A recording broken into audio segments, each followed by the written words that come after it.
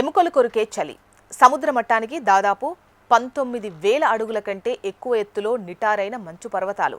అక్కడ కంటికి అస్సలు కనిపించకుండా రాళ్ల రంగులోనే కలిసిపోయే విచిత్రమైన శరీర నిర్మాణం ఆ చిరుతలది.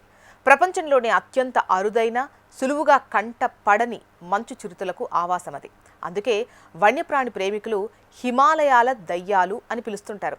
మనం గీసుకున్న దేశాల సరిహద్దులను ఈ మంచు చిరుతలు అస్సలు లెక్క చేయడం లేదని ఓ సంచలన రిపోర్ట్ బయటపెట్టింది. నేపాల్, ఇండియా, చైనా సరిహద్దులు కలిసే అత్యంత సాహసోపేతమైన కాంచనగంగా పరిరక్షణ ప్రాంతంలో పరిశోధకులు 4 మంచు చిరుతలకు రేడియో GPS కాలర్స్ను అమర్చి వాటి కదలికలను నిశితంగా గమనించారు. ఆసియాలోని క్లిష్టమైనటువంటి పర్వత ప్రాంతాల్లో ఏళ్ల తరబడి శోధించి 3 ప్రధాన చిరుతలతో పాటు 4 ప్రాణుల నుంచి ఏకంగా 4,707 లొకేషన్ పాయింట్స్ను సేకరించారు. అయితే ఈ చిరుతలు సైంటిస్టుల పాత అంచనాలను తల్లకిందులు చేశాయి. ఈ అధ్యయనంలో బయటపడ్డ అతిపెద్ద ఆశ్చర్యం ఏంటంటే ఈ మంచు చిరుతలు కేవలం నేపాల్ సరిహద్దులకే పరిమితం కాకుండా తమ జీవనం కోసం భారత్, చైనా భూభాగాల్లోకి నిరంతర రాకపోకలు సాగిస్తూనే ఉన్నాయి. ట్రాక్ చేసిన కాలంలో ప్రతి చిరుత 5 నుంచి 7 సార్లు అంతర్జాతీయ సరిహద్దులను దాటేశాయి.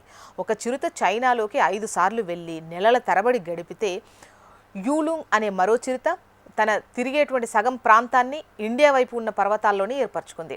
ఇవి వాటి 10 నుంచి 34% పొరుగు దేశాల సరిహద్దుల్లోనే గడుపుతున్నట్టు స్పష్టమైంది. గతంలో సైంటిస్టులు అనుకున్న దానికంటే ఈ మంచు చిరుతల సంచార ప్రాంతం ఎంతో విశాలమైంది. మునుపటి పరిశోధనా నివేదికల కంటే ఇవి ఏకంగా 6 నుంచి 97 రెట్లు పెద్దదైన భూభాగంలో విస్తరిస్తున్నాయని సాంకేతిక విశ్లేషణలో తేలుతోంది. ఇవి సుమారు 39 నుంచి 398 చదరపు మైళ్ల సువిశాల పర్వత ప్రాంతాన్ని తమ సామ్రాజ్యంగా మార్చుకున్నాయి. జీవించడానికి, ఆహార వేటకు ఇవి ఊహించిన దానికంటే అత్యంత విస్తారమైన స్థలాన్ని ఉపయోగిస్తున్నాయని ఈ అధ్యయనం చెబుతోంది.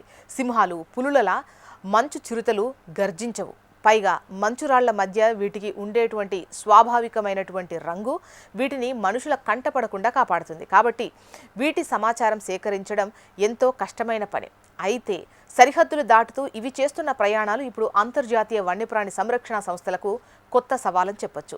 ఏదో ఒక దేశం తన పరిధిలోని అడవులను కాపాడుకుంటే సరిపోదు. ఈ అరుదైన జీవులను కాపాడాలంటే భారత్, నేపాల్, చైనా దేశాలు కలిసికట్టుగా సంయుక్త రక్షణ వ్యూహాలు అమలు చేయాలని పరిశోధకులు చెబుతున్నారు.